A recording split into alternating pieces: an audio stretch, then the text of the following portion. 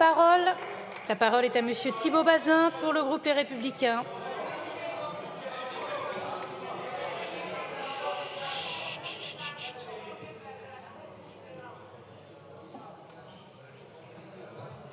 Merci Madame la Présidente, Madame la Ministre, Madame la Présidente de la Commission des Affaires sociales, Monsieur le rapporteur, cher Vincent. Je vais revenir à cette proposition de loi.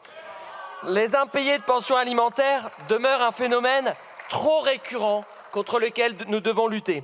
Nous partageons tous, je crois, cette même volonté. En ce sens, la création par la loi de financement de la Sécurité sociale 2020 d'un service public d'intermédiation financière des pensions alimentaires a constitué une avancée largement saluée. Cependant, ce service ne s'applique pas aujourd'hui aux enfants majeurs. C'est là tout le sens de la proposition de loi déposée par nos collègues du groupe Horizon et Apparentés, qui propose d'étendre le service public d'IFPA aux enfants majeurs qui ne sont pas encore autonomes financièrement. Alors, une telle évolution est-elle nécessaire?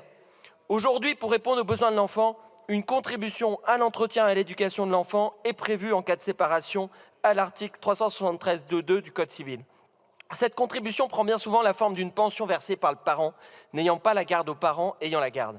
Or, le versement de cette contribution ne s'arrête pas nécessairement à la majorité de l'enfant.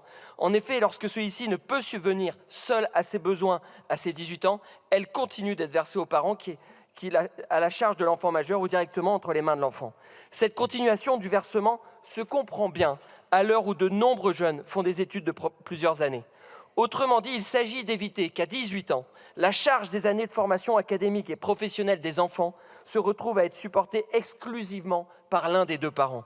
En toute logique, les phénomènes d'impayés de pension que l'IGAS estimait au global entre 20% et 40% en 2016 ne disparaissent pas par magie lorsqu'un enfant atteint 18 ans. Dès lors, l'extension des protections attachées au paiement de la contribution à l'entretien et à l'éducation de l'enfant tout au long de son versement, avant comme après 18 ans, se justifie pleinement. Dans cet esprit, afin de pallier certaines situations très difficiles, dans lesquelles l'enfant majeur ne perçoit pas la pension alimentaire qui lui est due, la présente proposition de loi propose d'ouvrir le service de l'intermédiation financière au cas où l'enfant majeur perçoit directement, par décision du juge ou accord formalisé entre les parents, la pension alimentaire. Cette mesure nous semble aller dans le bon sens. En effet, il est à noter qu'en l'état actuel du droit, en cas de non-versement de la pension alimentaire, l'enfant majeur doit passer par l'intermédiaire du parent créancier pour obtenir le recouvrement des impayés. Or, les enfants majeurs bénéficiant de la pension alimentaire se trouvent dans une situation d'autonomie telle qu'ils renoncent bien souvent à solliciter le parent créancier pour régler le conflit ouvert avec le parent débiteur. Une forme de déni de droit s'installe donc en de telles circonstances. Pour y répondre, cette proposition de loi propose d'ouvrir aux enfants majeurs l'intermédiation financière automatique mise en œuvre depuis le 1er janvier 2023. Il s'agit d'une proposition de bon sens, efficace et rapide à mettre en œuvre.